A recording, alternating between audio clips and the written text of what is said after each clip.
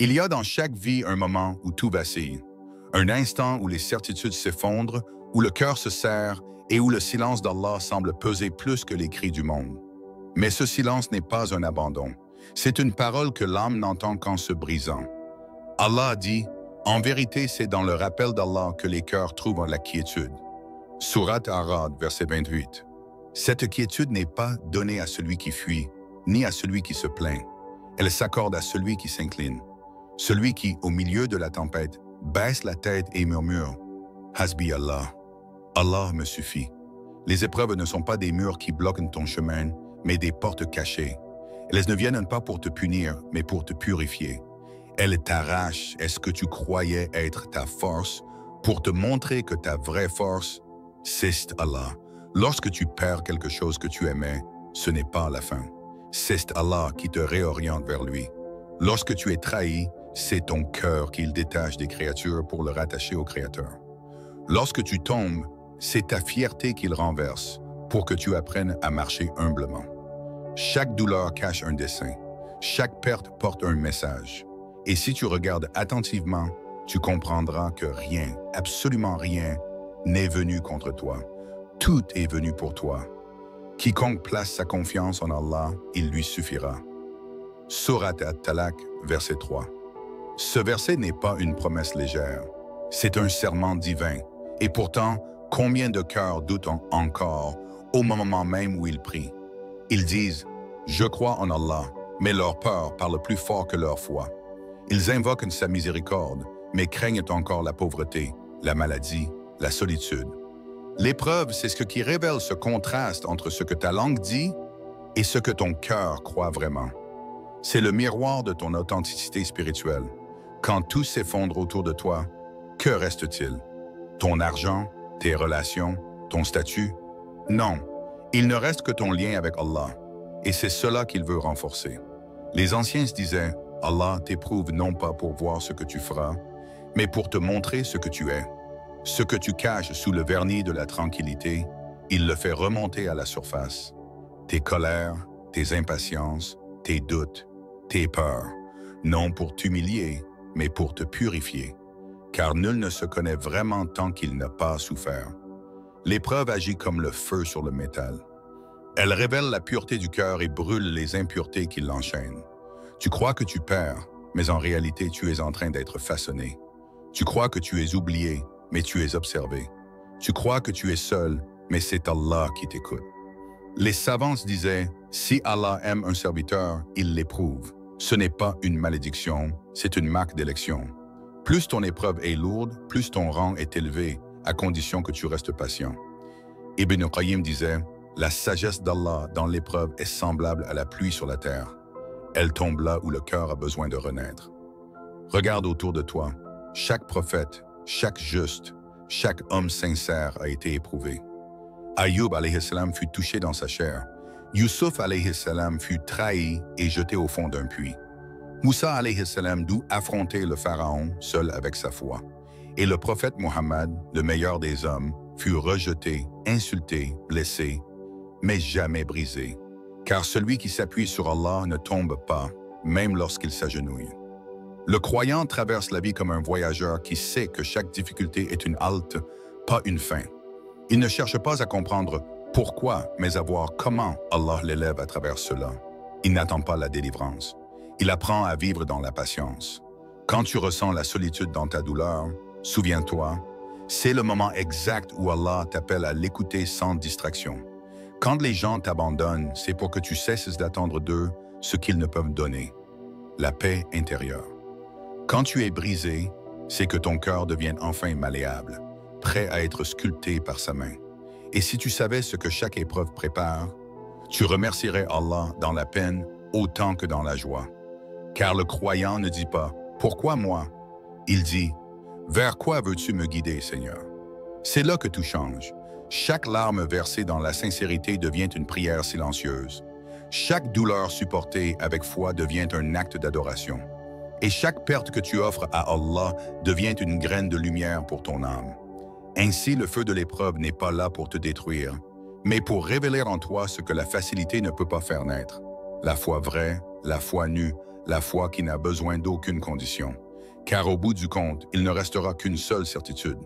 Tout vient d'Allah et tout retourne à lui.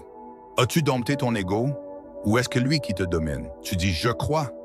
Mais quand l'épreuve frappe à ta porte, c'est ton nafs qui répond avant ta foi. Ton cœur se plaint, mais ta foi résiste. Deux voix s'affrontent en toi. L'une t'appelle vers le bas, l'autre vers la lumière. Et chaque jour, tu choisis à qui tu donnes la parole. Le prophète a dit, « Le fort n'est pas celui qui terrasse les gens, mais celui qui se maîtrise lorsqu'il est en colère. » Sahih Bukhari, Sahih Muslim. Cette parole ne parle pas de muscles, mais de maîtrise.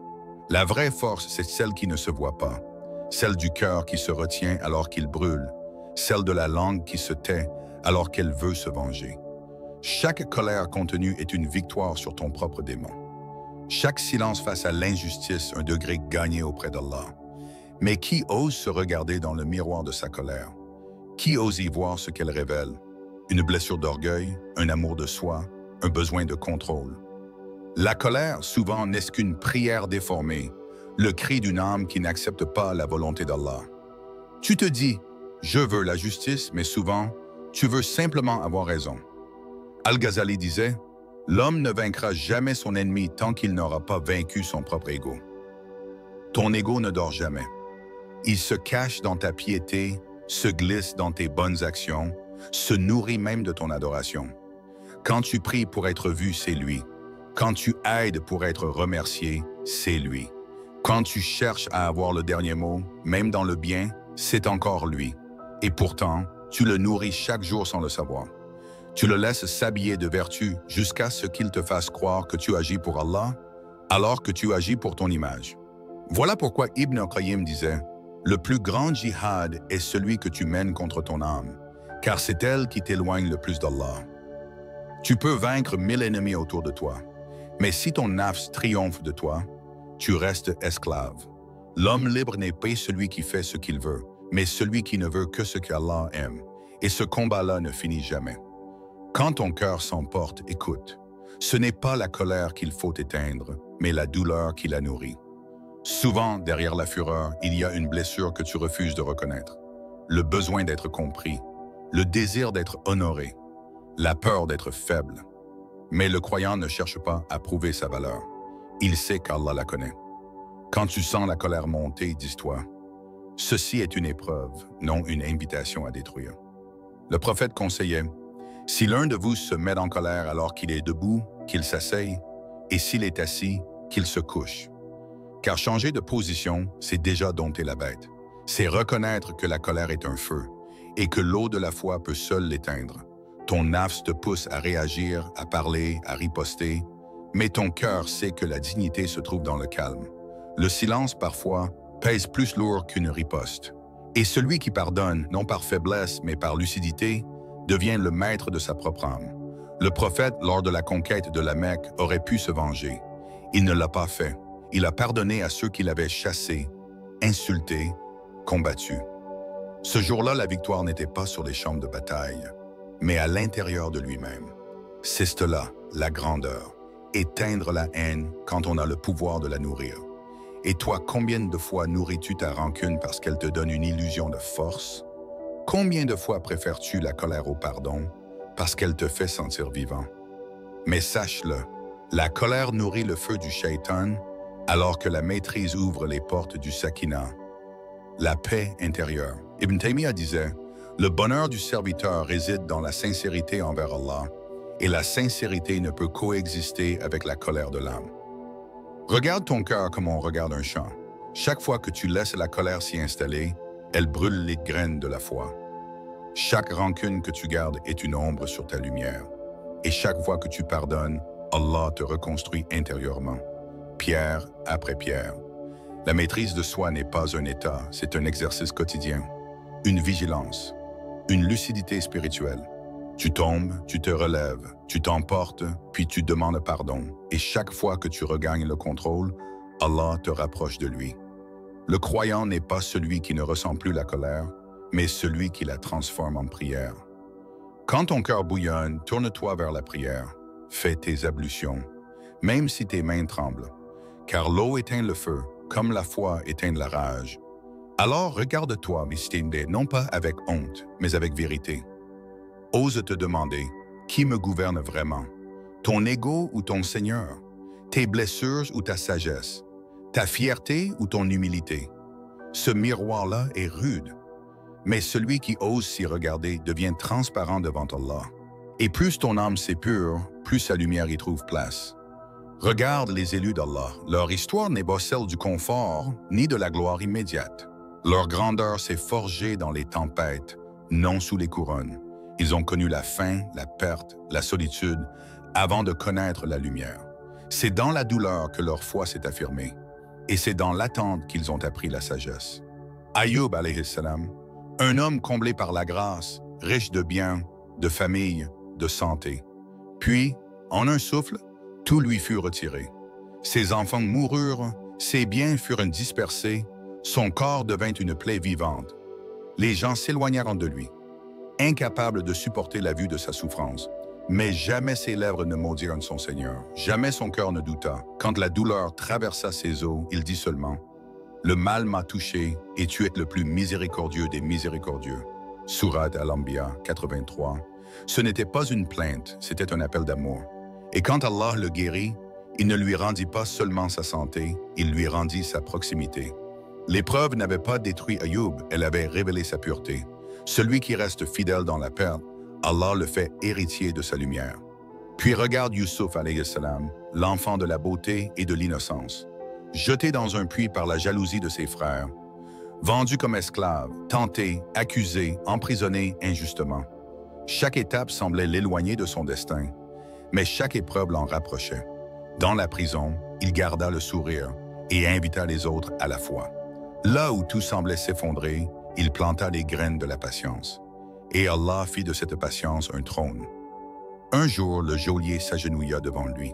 Le prisonnier devint ministre, et ceux qui l'avaient trahi vinrent demander son pardon.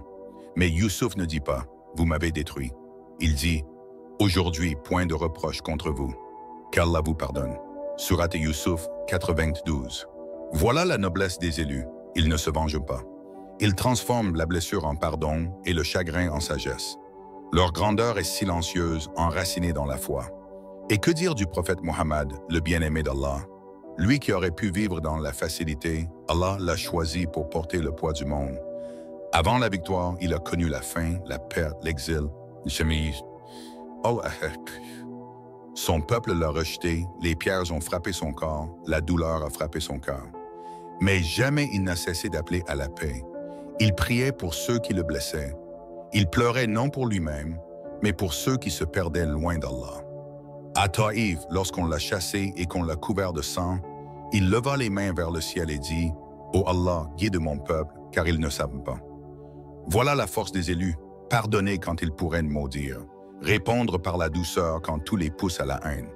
La victoire de l'islam n'a pas commencé sur un champ de bataille, elle a commencé dans une caverne, dans le silence, dans la prière, dans la solitude. C'est dans la nuit du doute que la lumière de la révélation a jailli. Et cette lumière n'a jamais cessé de briller dans les cœurs qui acceptent d'être éprouvés. Ibn Taymiyyah disait « L'épreuve est une miséricorde cachée. Si le serviteur la comprend, elle devient lumière. » Cette parole, il ne l'a pas écrite dans la paix. Il l'a prononcée depuis sa prison, enchaîné pour sa foi. Et là, derrière les murs, il disait encore « Qu'est-ce qu'ils peuvent me faire? Mon paradis est dans mon cœur. » Ce cœur-là ne peut être brisé, parce qu'il a appris que la liberté ne réside pas dans les murs, mais dans la soumission sincère à Allah. Regarde encore les compagnons du prophète. Abu Bakr radiyallahu anhu donna toute sa richesse et ne garda rien pour lui. Omar radiyallahu anhu, le fort, pleurait en entendant un verset du Coran. Ali radiyallahu anhu dormait sur le sol, son épée pour oreiller. Leur foi n'était pas théorique. Elle respirait la fatigue, la sueur, la peur et l'espérance. Ils ont bâti leur grandeur sur la patience, pas sur la gloire. Chacun d'eux a été choisi pour montrer au monde que la vraie noblesse ne s'hérite pas. Elle se mérite dans le creuset de l'épreuve. Et quiconque prétend aimer Allah sans être prêt à souffrir pour lui n'a pas encore compris le langage des élus. Les prophètes, les califes, les savants, les pieux, tous ont bu la coupe de la douleur. Mais dans cette amertume, ils ont goûté à la douceur de la certitude. Car plus Allah t'aime, plus il t'éduque. Et plus il t'éduque, plus il t'élève. Ce que tu appelles épreuve, il l'appelait éducation divine. Ce que tu redoutes comme perte, ils le voyaient comme purification. Ils ont compris que la vie n'est pas un refuge, mais une école. Une école où chaque chute enseigne la foi et chaque larme éclaire le chemin vers Allah. Voilà l'école des élus. Une école où la douleur devient science, où la patience devient ascension et où la foi devient héritage éternel. Le feu ne détruit pas l'acier, il le purifie. Ainsi en est-il du croyant. Sous la flamme des épreuves, son âme se tord, gémit, résiste, puis brille. Car Allah ne veut pas le consumer, il veut le transformer. Il y a dans la douleur une langue que seul le cœur comprend. C'est la langue du secret entre le serviteur et son Seigneur. Ce que les autres voient comme perte, Allah le voit comme naissance. Ce que les hommes appellent châtiment, le croyant l'appelle retour. Le feu n'a jamais eu d'autre mission que d'enlever les impuretés du métal. Et c'est pourquoi les âmes sincères ne fuient plus la chaleur. Elles savent qu'elle vient d'Allah et qu'elle porte sa miséricorde déguisée. Ibn Qayyim disait, « Plus le cœur est proche d'Allah, plus les épreuves deviennent douces. » Étrange paradoxe, plus le croyant souffre, plus il goûte à la paix. Non pas la paix de ce monde, fragile, conditionnée, mais celle qui descend comme une rosée dans le cœur, lorsque tout autour s'effondre et qu'il ne reste plus que lui. Les cœurs ordinaires cherchent la tranquillité dans la facilité. Les cœurs éveillés la trouvent dans la soumission. Ceux-là ne demandent plus « pourquoi moi ?» Ils disent seulement « montre-moi ce que tu veux que je comprenne ». Ne maudis donc plus ce qui t'arrive. Ne dis plus « je ne mérite pas cela », car peut-être que dans cette épreuve se cache le plus grand don. Celui qui t'arrache à toi-même pour te ramener à Allah. Les plus belles âmes sont celles que la douleur a polies. Elles parlent doucement, prient longtemps et jugent rarement. Où elles ont appris que chaque cri étouffé dans la solitude a été entendu et que chaque larme sincère dépose une lumière que seul Allah voit.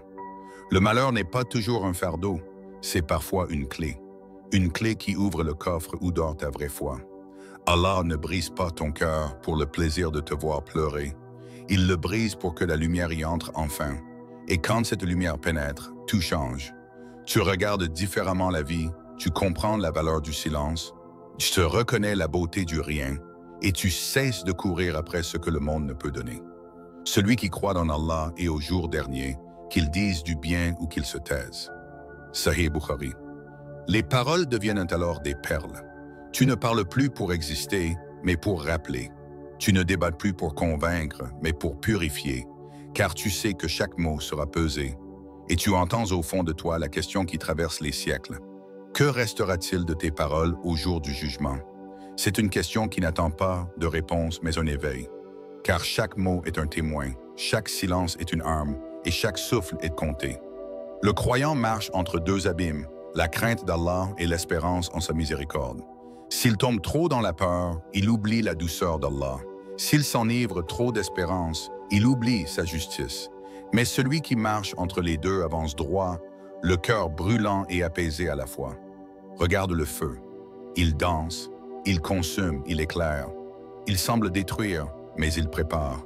Le métal crie sous la flamme, puis se tait. Et dans ce silence, l'artisan trace la forme qu'il a choisie. Ainsi Allah façonne ton âme. Chaque épreuve est un coup de marteau, chaque patience, un polissage. Et à la fin, tu ne ressembles plus à ce que tu étais. Tu ressembles à ce que tu devais devenir. Il y a dans la soumission une beauté que la raison ne peut expliquer. C'est celle du cœur qui accepte, sans comprendre, mais avec confiance. Ce cœur-là est semblable à l'acier poli. Il reflète la lumière de celui qui l'a forgé. Et si Allah t'appelait aujourd'hui, que trouverait-il dans ton cœur? Des traces de colère, des regrets, ou bien la paix de celui qui a compris? Peut-être trouverait-il encore des failles. Mais si ces failles laissent voir de sa lumière, alors elles sont plus des faiblesses, elles sont des portes. Ne crains donc plus le feu, craigne plutôt de rester froid, insensible, sans éclat. Car le feu de l'épreuve, lorsqu'il touche le croyant, ne laisse derrière lui ni cendre, ni ruine, mais une âme trempée, forte, brillante, qui témoignent que la douleur n'a pas été vaine. Et quand tu te relèveras, tu comprendras que rien n'a été perdu, que même ta chute faisait partie de ton ascension. Et tu verras dans le miroir du cœur non plus la peur, mais la lumière. La lumière de celui qui t'a brisé